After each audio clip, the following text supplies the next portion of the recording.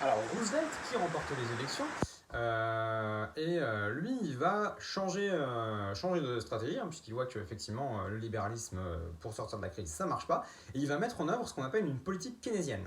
Alors pour ceux qui ne font pas d'écho, Keynes, John Maynard Keynes, c'est un économiste britannique, anglais je crois, qui est un des deux grands penseurs de l'économie. Vous avez deux grands courants qui s'opposent, le libéralisme et le néolibéralisme avec le keynésianisme.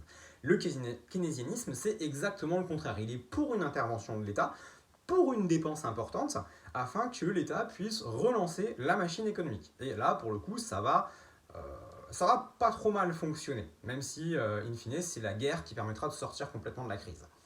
Alors, que va faire Roosevelt et que va préconiser Keynes? C'est un investissement d'État. C'est l'État qui va embaucher des gens pour qu'ils construisent des trucs un peu n'importe où, des infrastructures.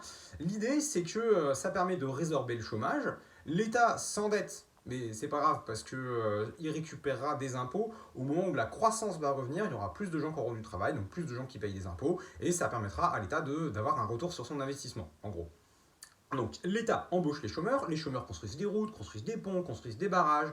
Le plus connu c'est le Hoover Dam, c'est un très grand barrage là, qui est en forme incurvée comme ça, que je vous montrerai en cours, qui est une des réalisations les plus célèbres du New Deal, mais l'idée c'est de construire plein de trucs, de se dire que les infrastructures c'est jamais perdu, ça va toujours servir à quelque chose et si possible à développer l'activité économique, et que grâce au salaire, les ouvriers vont dépenser, les ouvriers vont consommer, la consommation va être relancée, les usines vont avoir besoin de main d'œuvre, vont embaucher les chômeurs qui restent ou les ouvriers qui pourraient travailler pour autre chose que l'État, parce que l'État les paye quand même pas très cher.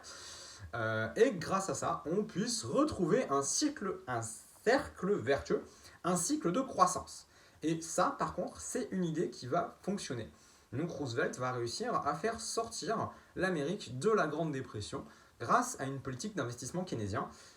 Et alors tout à la fin des années 30, en fait, c'est la guerre qui va faire appel aussi à des investissements très massifs de l'État.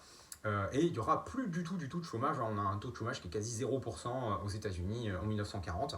Parce que, alors il y a des usines américaines qui déjà produisent du matériel de guerre pour l'Europe, et à partir de 1941, les États-Unis sont en guerre, et là, il n'y a plus du tout de chômage, la question monétaire se pose même plus, la planche à billets fonctionne, et l'économie américaine prend un essor considérable.